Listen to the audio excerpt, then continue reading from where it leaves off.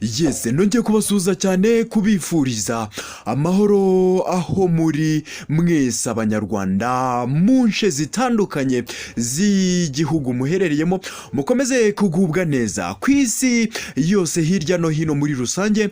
Nkomeze kugenda mbasuhuza mbifuriza kugubwa neza. Abarundi mwese aho muri mukomeje kutugaragariza urukundo, mwese nkomeze kubabwira muti ni mukomeze kugubwa neza aho muri hose mu nce z'igihugu cyanyu. Uyu munsi rero Fly TV Rwanda wakwibaza uti mbese noneho tuzanye iyihe story? Umunyarwanda witwa Mugisha akaba amaze kuba yafatanwa litiro 202 z'amazutu ari yazinyereje cyangwa se yazibye. Byinshi kuri story komeza ubikurikirane. This is Fly TV Rwanda, wowe ntuze gukikwa gahunda zose tuba twaguteguriye kandi tukitora kugira ngo zikugereho, umenyeho byinshi bitandukanye mu makuru abagenda avugwa hirya no hino mu Rwanda, by'umwihariko showbiz nyarwanda ibigenda bivugwamo umunsi ku wundi. Kurikirana Fly TV Rwanda uraza kunyurwa, ibintu byose birakugeraho neza gatanu ku kandi.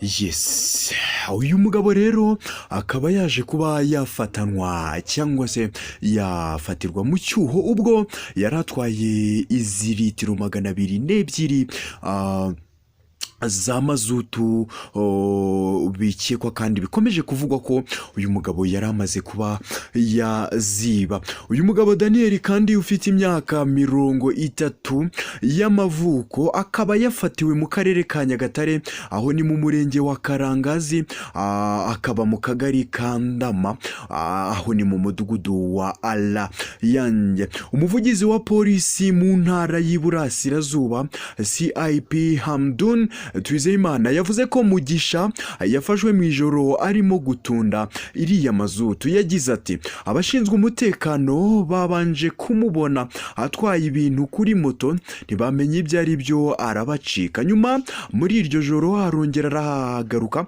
baba ari bwo uyu mugabo babasha kuba abamufata. Bamuhagaritse kandi bareba ibyo ahetse, basanga uyu mugabo kabisa yikoreye mazutu.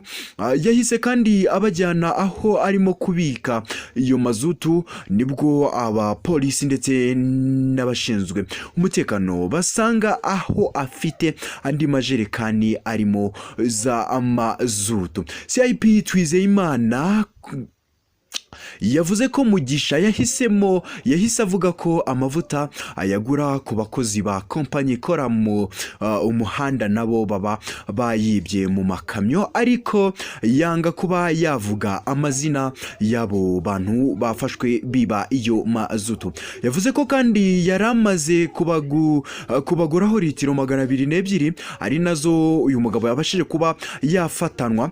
Kandi uyu mugabo kandi yaje gukomeza avuga ko ayo mavuta ya mazutu yahitaga ajya kuyagurisha afite ibyuma bisya bakayashyira muri moteri y'ibyo byuma. Ubuyobozi bwa kompanyi yubaka umuhanda Karangazi Rwimiyaga bemeje ko mu bubiko bwabo basanze haburamo mazutu. Umuvugizi wa polisi mu ntara y'Iburasirazuba yavuze ko ibyo Mugisha yakoraga bigize icyaha cy'ubujura, akaba kandi yashyikirijwe urwego rw'ubugenzacyaha.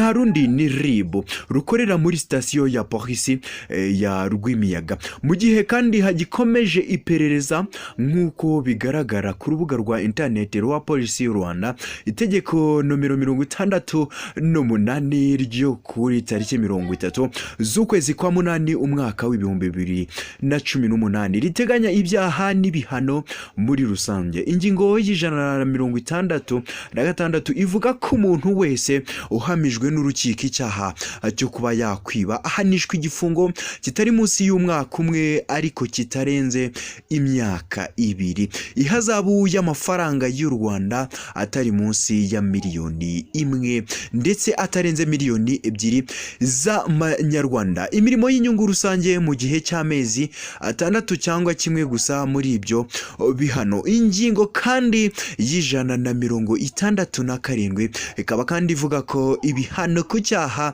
cyo kwiba byikuba kabiri iyo uwibye yakoresheje guca icyuho, kurira cyangwa se yakoresheje igikoresho icyo ari cyo cyose gifungura aho utemerewe kuba wakwinjira. Kwiba byakozwe mu nzu ituwemo cyangwa se isanzwe ibamo abantu cyangwa se mu nyubako ikikije. Kwiba byakozwe nijoro, kwiba byakozwe n'ahantu abantu barenze umwe. Yes, iyi ni Fly TV Rwanda, twagarutse amakuru agezweho ku gihe kandi akabagereraho umwanya wa nyawo. Gatanu ku kandi turayafite 5 kwa 5, wowe dukurikirane umunsi ku wundi, ibintu bizajya bigenda neza cyane. Ndabakunda cyane, kora subscribe ukoreshe kuri gahunda zacu za buri munsi tubagezaho. Ndabakunda cyane, and this is Fly.